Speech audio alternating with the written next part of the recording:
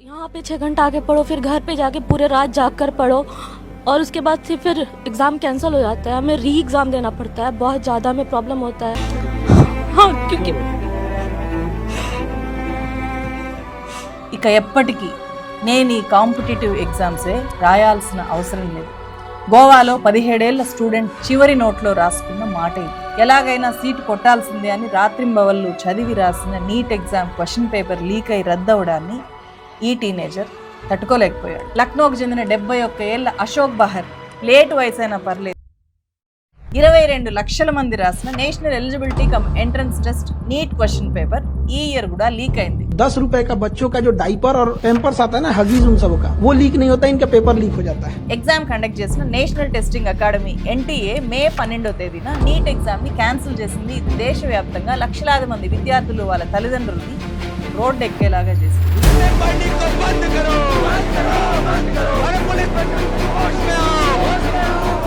My cousin has also given paper this year and she has been suffering so much because of this as well, because she got almost scoring point and now she has to prepare all the way from बंद कमरे में रहकर दिन रात उनके माँ बाप जो सपने देखते हैं कि मेरा बच्चा डॉक्टर बनेगा, कुछ करेगा. नीट पेपर लीक मामले के आरोपी. Our demand is that NTA should be banned and Dharmendra Pradhan ji should resign. तो जिन डॉक्टरों का पेपर लीक आपने कराया है ना, वो पेपर लीक के बने हुए डॉक्टर ही आपका इलाज करेंगे. Another generation of students told to quietly absorb the trauma and move on. That BNS section 163 has been imposed. Of course, as you saw, I wasn't allowed to speak. A one-day discussion on NEET is required. ये leak national level पे बहुत बड़ा leak है और system के अंदर के लोग इन्वॉल्व हैं. लाखों करोड़ रुपया खर्चा करके व्यवस्था को तोड़ने की, ये कोई व्हीकल की इशू नहीं है, ये व्यवस्था की ये कोई व्याधि है.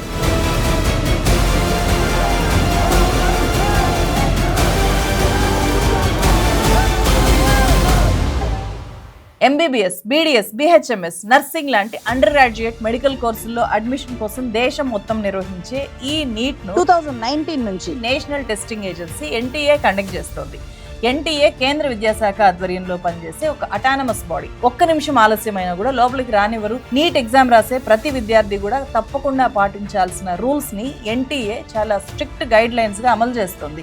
విద్యార్థుల్ని అణువణువు చెక్ చేసి మెడకు చేతులకు ఉన్న ఆర్నమెంట్స్ తో సహా తీయించి మరీ ఎగ్జామ్ హాల్లోకి పంపుతారు. స్టూడెంట్స్ దగ్గర ఇంత స్ట్రిక్ట్ గా ఉండే యంత్రాంగము క్వశ్చన్ పేపర్ లీక్ అవ్వకుండా ప్రొటెక్ట్ చేసే విషయంలో ఎందుకు స్ట్రిక్ట్ గా లేదు?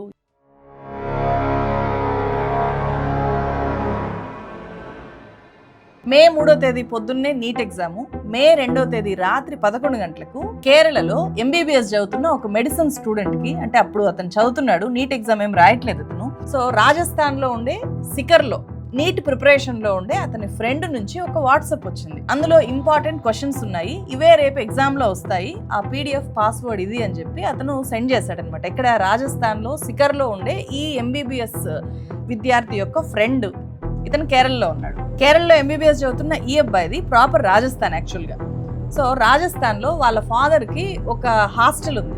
ఆ హాస్టల్లో చాలా మంది నీట్ ఎగ్జామ్కి ప్రిపేర్ అయ్యే పిల్లలు ఉన్నారు. వాళ్ళకి ఇది హెల్ప్ అవ్వచ్చేమో అని చెప్పి కేరళలో ఉండే ఈ అబ్బాయి వాళ్ళ నాన్నకి పంపించాడనమాట. వాళ్ళకి ఏమైనా పంపిస్తావేమో చూడు దీన్ని అని చెప్పి. ఎప్పుడు 2వ తేదీ నైట్. దీంతో ఆ హాస్టల్ ఓనరు స్టూడెంట్స్కి పంపలేకపోయాడు, కానీ అతనికి తెలిసిన నీట్ కోచింగ్ ఇచ్చే ఒక కెమిస్ట్రీ లెక్చరర్కు ఆ పీడిఎఫ్ కాపీని సెండ్ చేశాడు. ఎందుకు?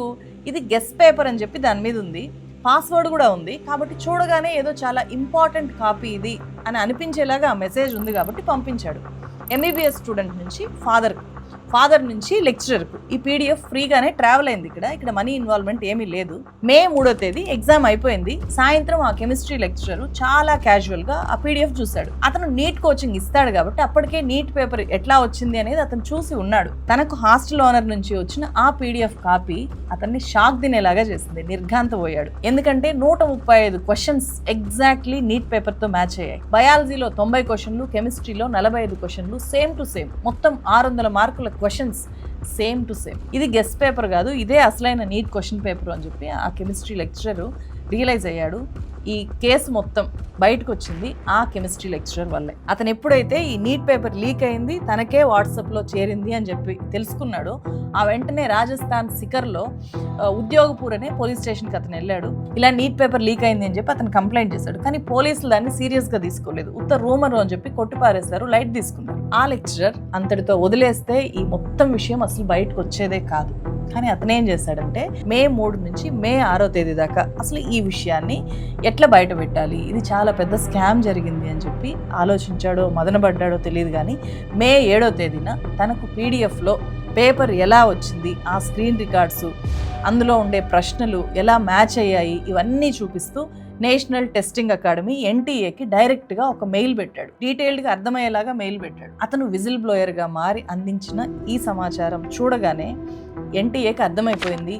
మే 8నే ఈ ఇష్యూ మీద దర్యాప్తు మొదలుపెట్టింది. మే 7న మెయిల్ చేస్తే మే 8న ఇమ్మీడియట్గా దర్యాప్తు మొదలైపోయింది. ఇంటెలిజెన్స్ బ్యూరోకి, రాజస్థాన్ స్పెషల్ ఆపరేషన్స్ గ్రూప్కి ఈ కేసును అప్పగించింది ఎన్టీఏ. వాళ్ళ ఇన్వెస్టిగేషన్లో నీట్ పేపర్ లీక్ అవ్వడం నిజమే అని చెప్పి తేలింది. దీంతో మే 12న దేశవ్యాప్తంగా నీట్ ఎగ్జామ్ని క్యాన్సిల్ చేస్తూ కేంద్ర విద్యాశాఖ సంచలన నిర్ణయం తీసుకుంది. జూన్ 21న రీ ఎగ్జామ్ పెడతాము అని చెప్పి విద్యాశాఖ మంత్రి ప్రకటించారు. नीट यूजी का नई परीक्षा की तिथि घोषणा किया है। 21 जून को री एग्जामिनेशन की डेट घोषणा की है। అలాగే నీట్ లీకేజ్ ఇష్యూ మీద సేమ్ డే సిబిఐ ఎంక్వైరీకి ఆదేశించారు. నీట్ రద్దు ప్రకటన లక్షల మంది విద్యార్థుల్ని, వాళ్ళ తల్లిదండ్రులని షాక్లోకి, ఆందోళనలోకి, మెంటల్ ట్రోమాలోకి నెట్టేసింది. ఎందుకంటే ఇది వాళ్ళ అనేక ఏళ్ల కళ. 2021 में हुआ, 2024 में हुआ, 26 में हुआ और 4 बच्चों की जानें गई हैं। उन्होंने किया है तो उसकी एक जिम्मेदारी लेते हुए नैतिकता से धर्मेंद्र प्रधान जी को इस्तीफा देना चाहिए। 30 लाख बच्चे, उनको पता चलता है कि एग्जाम जो है वो कैंसिल हो गया। मेरे ख्याल से इस पे जो है गवर्नमेंट को, यूनियन गवर्नमेंट को बहुत सीरियस स्टेप उठाना चाहिए. ఎంతో పగడ్బందీగా తయారు చేసే నీట్ పేపర్ ఎలా లీక్ అయింది, ఎలా బయటకు వచ్చేసింది? సిబిఐ ఎంక్వైరీ స్టార్ట్ చేసిన వెంటనే ఫస్టే ఎవరిని అరెస్ట్ చేశారో తెలుసా? జైపూర్లో ఉండే దినేష్ బివాల్ అనే ఒక బీజేపీ లీడర్ని, అతని బ్రదరు మంగీలాల్ బివాల్ని అండ్ ఈ మంగీలాల్ బివాల్ కొడుకు వికాస్ బివాల్ని అరెస్ట్ చేశారు. ఈ దినేష్ బివాల్కి ఒక కొడుకున్నాడు, రిషి బివాల్ అతని పేరు. ఆ అబ్బాయి ఈసారి నీట్ రాస్తున్నాడు. అతని కోసమే ఈ దినేష్ బివాల్ క్వశ్చన్ పేపర్ని కొన్నాడు అనేది సిబిఐ అధికారులు తేల్చారు. సో ఇక్కడ దొరికిందనమాట. దీన్ని పట్టుకొని ఎక్కడి దాకా వెళ్ళారో మీకు నేను మొత్తం నరేట్ చేసినప్పుడు తెలుస్తుంది. ఇక్కడ షాక్ అయ్యే విషయం ఏంటంటే ఈ బీజేపీ లీడర్ దినేష్ బివాల్ ఫ్యామిలీలో లాస్ట్ ఇయర్ 2025 నీట్లో 4 పాస్ అయ్యారు. 4కి మెడిసిన్ సీట్లు వచ్చాయి. వాళ్ళందరూ కూడా ఇప్పుడు చదువుకుంటున్నారు. సో 2025లో కూడా ఇదే మోడస్ ఆపరెండి ఉపయోగించి అతను తన కుటుంబ సభ్యులతో నీట్ రాయించి వాళ్ళని పాస్ అయ్యేలాగా చేశారా అనే అనుమానాలు కూడా తీవ్ర స్థాయిలో ఉన్నాయి. ఈ దినేష్ బివాలు 2014లో రాజస్థాన్ జమ్వా రామ్గఢ్కి బీజేపీ యూత్ వింగ్ సెక్రటరీ అంట. అరెస్ట్ తర్వాత అక్కడ ఉండే బీజేపీ లీడర్లు ఇతను ఇప్పుడు బీజేపీలో యాక్టివ్గా లేడు అని చెప్పి అతన్ని డిజోన్ చేసుకుంటున్నారు. అదే నిజమైతే ఒకసారి ఈ జమ్వా రామ్గఢ్ ప్రాంతంలో ఇలా ఇతని హోర్డింగ్స్ చాలా పెద్ద ఎత్తున ఉన్నాయి. ఇలా ఎందుకుంటాయి? అతను ఇప్పుడు బీజేపీ లేకపోతే హోర్డింగ్స్ ఏళ్ళగా అట్లా ఉండవు కదా. 2021లో ఈ దినేష్ బివాల్ రాజస్థాన్ విద్యాశాఖ మంత్రి మదన్ దిలావర్తో అండ్ అక్కడుండే బీజేపీ ఎమ్మెల్యేలతో ఇలా ఫోటోలు దిగారు. సో అవన్నీ కూడా ఇతని సోషల్ మీడియాలో ఉన్నాయి. బీజేపీకి సంబంధించిన చాలా రీసెంట్ యాక్టివిటీస్ కూడా ఇతని సోషల్ మీడియాలో ఉన్నాయి. అయినా సరే మాకు ఇతనితో సంబంధం లేదు అని చెప్పి బీజేపీ లీడర్స్ అంటున్నారు. ఇందుకీ ఈ బీజేపీ లీడర్ దినేష్కి నీట్ పేపర్ ఎక్కడి నుంచి వచ్చింది? యష్ యాదవ్ అనే ఒక వ్యక్తి దగ్గర నుంచి 10 లక్షల రూపాయలకి నేను కొన్నాను అని చెప్పి ఇతను చెప్పినట్లు ఆర్ పోలీసులు తెలుసుకున్నట్లు ఇప్పుడు బయటపడింది. మరి యష్ యాదవ్ అనే వ్యక్తికి ఎక్కడి నుంచి వచ్చింది? సో ఇలా కదా ఎంక్వైరీ చేసుకుంటూ వెళ్తారు. రివర్స్లో వెళ్దాం మనం కూడా. చివరికి అసలు ఎక్కడి నుంచి ఈ పేపర్ లీక్ అయింది అనే విషయం క్లిస్టల్ క్లియర్గా అర్థమవుతుంది. సిబిఐ ఎంక్వైరీ ప్రకారం ఎగ్జామ్కి 4 రోజుల ముందే నీట్ పేపర్ లీక్ అయి దేశమంతా ట్రావెల్ చేయడం మొదలుపెట్టింది. నాసిక్లో శుభం ఖైర్నా అనే ఒక ఆయుర్వేదిక్ స్టూడెంట్ మొదట ఈ పేపర్ని 10 లక్షలకు కొన్నాడు. ఆ శుభం ఖైర్నా హర్యానా గురుగ్రామ్కి చెందిన యష్ యాదవ్కి 15 లక్షలకు ఈ నీట్ పేపర్ అమ్మితే యష్ యాదవ్ బీజేపీ లీడర్ మనం చెప్పుకున్న దినేష్కు 10 లక్షలకు 5 లక్షలు తక్కువకే అమ్మాడు. ఇక్కడ ఇతను తగ్గించాడు అని చెప్పుకోనక్కర్లేదు. ఇలా చాలా మందికి అమ్మాడు కాబట్టి అతను 10 లక్షలకు ఇవ్వగలిగాడు.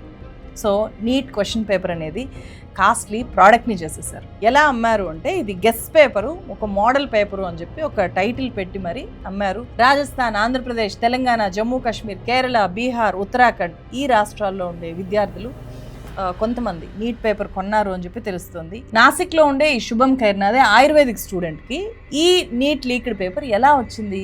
ఇది తెలుసుకోవాలి అంటే సిబిఐ మే 15న పూణేలో అరెస్ట్ చేసిన retired chemistry lecturer PV Kulkarni గురించి మీకు తెలియాలి.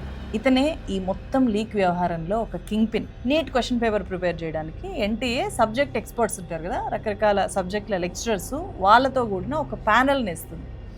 ఆ ప్యానెల్ మొత్తం కూర్చొని క్వశ్చన్ పేపర్ని ప్రిపేర్ చేస్తారు. ఈ కులకర్ణి ఆ ప్యానెల్లో ఒక సభ్యుడు. వన్స్ పేపర్ ప్రిపేర్ అయ్యాక చాలా కాన్ఫిడెన్షియల్గా దాన్ని దాచిపెడతారు. అంత కాన్ఫిడెన్షియల్గా ఉండే ఫైనల్ క్వశ్చన్ పేపర్ని ఇతను ప్యానెల్ సభ్యుడు కాబట్టి యాక్సెస్ చేయగలిగాడు. ఎలా అనేది ఇంకా బయటికి రావాలి. ఈ రిటైర్డ్ లెక్చరర్ కులకర్ణి తన దగ్గరకు వచ్చిన నీట్ పేపర్ని ఎలా సొమ్ము చేసుకున్నాడో తెలుసా? తన ఇంట్లోనే ఎగ్జామ్కి ముందు, ఎగ్జామ్కి సరిగ్గా అంటే ఏప్రిల్ లాస్ట్ వీక్లో స్పెషల్ క్లాసెస్ అని చెప్పి స్పెషల్లీ సెలెక్ట్ చేసిన కొంతమంది విద్యార్థులకి కోచింగ్ ఇవ్వడం స్టార్ట్ చేశాడనమాట. ఇతని దృష్టిలో స్పెషల్ అంటే ఏంటి? బాగా డబ్బుండే వాళ్ళ పిల్లలు, నీట్కి ప్రిపేర్ అవుతూ బాగా డబ్బులుండే వాళ్ళ పిల్లలు. వాళ్లకు ఏప్రిల్ ఎండ్లో స్పెషల్ క్లాసెస్ తీసుకొని కెమిస్ట్రీ క్వశ్చన్ పేపర్ని అతను నేరుగా డిక్టేట్ చేశాడనమాట. వాళ్ళ చేతికి ఇవ్వలేదు, అతను డిక్టేట్ చేస్తే వాళ్ళు నోట్ చేసుకుంటారనమాట. సో ఇది కూడా లీక్ చేయడమే. ఇతని దగ్గరికి స్టూడెంట్స్ వచ్చి తన దగ్గర ఉన్న నీట్ క్వశ్చన్ పేపర్ కొనుక్కునేలాగా చేయడానికి ఇతను నమ్ముకున్న వ్యక్తి ఎవరో తెలుసా? లోకల్గా ఉండే ఒక బ్యూటీ పార్లర్ నిర్వాహకురాలు. ఆమె పేరు మనీషా. సో ఆమెతో ఇతను చేసుకున్న ఒక ఒప్పందం ఉంది. ఏమని? నీ బ్యూటీ పార్లర్కి వచ్చే వాళ్ళలో నీట్ చదువుకునే పిల్లల తల్లులు ఎవరైనా ఉంటే నా గురించి చెప్పు, నా దగ్గర ఇట్లాంటి క్వశ్చన్ పేపర్ ఉంది. సో నీట్కి ఫైనల్ పేపర్ ప్రిపేర్ చేసే వ్యక్తే ఈ ఆఫర్ ఇచ్చాడు అంటే ఎవరు వదులుకుంటారు? అలా లక్షల రూపాయలు ఇచ్చి బ్యూటీ పార్లర్ మనీషా ద్వారా స్టూడెంట్స్ ఇతని దగ్గర స్పెషల్ క్లాసెస్ కోసం చేరారు. ఇదే మనీషా ద్వారానే ధనంజయ్ అనే వ్యక్తికి డైరెక్ట్గా క్వశ్చన్ పేపర్ని అమ్మేశాడు. అతను నాసిక్లో ఉండే ఇందాక చెప్పుకున్న ఆయుర్వేదిక్ స్టూడెంట్ శుభం ఖైర్నార్కు ఈ క్వశ్చన్ పేపర్ని అమ్మాడు. అలా అది మొత్తం సర్క్యులేట్ అవుతూ వెళ్ళింది. ఇప్పుడు వీళ్ళందరూ కూడా అరెస్ట్ అయ్యారు. అంటే లీక్ చేసింది ఎవరో కాదు, స్వయంగా నీట్ పేపర్ ప్రిపేర్ చేసిన వ్యక్తుల్లో ఒకరైన పివి కులకర్ణి. 30 ఏళ్లకు పైగా లెక్చరర్గా వర్క్ చేసిన వ్యక్తి అతను.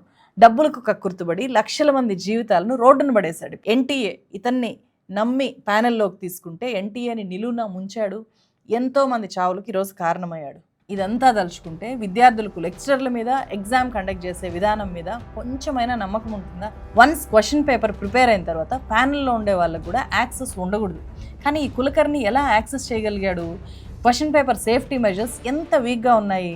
కేంద్ర ప్రభుత్వం నేషనల్ టెస్టింగ్ ఏజెన్సీ ద్వారా ఒక చిన్న పీస్ ఆఫ్ పేపర్ను రక్షించలేకపోతే మొత్తం దేశాన్ని ఏం రక్షిస్తుంది అని చెప్పి, విద్యార్థుల ఫ్యూచర్ని ఏం రక్షిస్తారు మీరు అని చెప్పి ఆ విద్యార్థులు ఈరోజు నిలదీస్తున్నారు. మే 3న నీట్ ఎగ్జామ్ అయిపోయిన వెంటనే NTA director general Abhishek Singh తన లింక్డ్ఇన్లో ఏం రాశారో చూడండి. ఈ నీట్ ఎగ్జామ్ని భారీ స్థాయిలో చాలా సురక్షితంగా, ట్రాన్స్పరెంట్గా నిర్వహించాము అని చెప్పి ఇలా పోస్ట్ చేశారు. నీట్ రద్దవగానే ఆయన ఆ పోస్ట్ని డిలీట్ చేసుకున్నారు. మన దేశంలో క్వశ్చన్ పేపర్ లీకేజీ అనేది చాలా నార్మలైజ్ అయిపోయింది. లాస్ట్ 7 yearsలో 70 దాకా major exams question papers leak అయ్యాయి అని చెప్పి ఇండియా టుడే రిపోర్ట్ చెప్తుంది. డబుల్ ఇంజన్ సర్కార్ అధికారంలో ఉన్న రాజస్థాన్లో అత్యధికంగా 14 ప్రశ్నాపత్రాలు లీక్ అయ్యాయి. పేపర్ లీక్స్ కారణంగా 7 yearsలో 1,70,00,000 మందికి పైగా విద్యార్థులు డైరెక్ట్గా ఎఫెక్ట్ అయ్యారు. వాళ్ళలో వందలాది మంది ప్రాణాలు పోయాయి. డాక్టర్లు కావాల్సిన వాళ్ళు, గ్రూప్ 1 ఆఫీసర్లు కావాల్సిన వాళ్ళు, టీచర్లు కావాల్సిన వాళ్ళు ఈ పేపర్ లీకేజ్ల వల్ల నిరుద్యోగులుగా, లేకపోతే చిన్న చితక ప్రైవేట్ ఎంప్లాయీస్గా మిగిలిపోతారు. జీవితాంతం కూడా పేపర్ లీకేజ్ అవ్వకపోతే నేను ఫలానా పొజిషన్లో ఉండేదాన్నేమో అని చెప్పి వాళ్ళు బాధపడుతూనే వాళ్ళ జీవితాన్ని గడపాల్సి వస్తుంది. 2024లో పేపర్ లీకేజీలు, పరీక్షల్లో అక్రమాలకు పాల్పడే మాఫియాను అరికట్టడమే లక్ష్యంగా కేంద్ర ప్రభుత్వం public examinations prevention of unfair means యాక్ట్ని తీసుకొని వచ్చింది. పేపర్ లీక్స్ చేస్తే 3 ఏళ్ల నుంచి 10 ఏళ్ల దాకా జైలు శిక్ష, ₹1,00,00,000 దాకా జరిమానా విధిస్తాము అని చెప్పి ఆ చట్టం చెప్తుంది. అయినా సరే 100 కోట్ల రూపాయలు కొల్లగొట్టే అవకాశం ఉంది కాబట్టి ఈ స్థాయిలో క్వశ్చన్ పేపర్స్ని లీక్ చేస్తూనే వస్తున్నారు. 2024లో కూడా నీట్లో అక్రమాలు జరిగాయి. అప్పుడు కూడా educational minister Dharmendra Pradhan responsibility తీసుకోలేదు. ఎలాంటి చర్యలు అతని మీద కూడా లేవు. ఇప్పుడు కూడా సేమ్. కేంద్ర ప్రభుత్వంలో ఏ స్పందన లేదు, ఏ బాధ్యత లేదు. మెరిట్ విద్యార్థుల హక్కులు కాపాడడానికి, ఎడ్యుకేషన్ మాఫియాను అరికట్టడానికి ఈ ఎగ్జామ్ క్యాన్సిల్ చేశాము.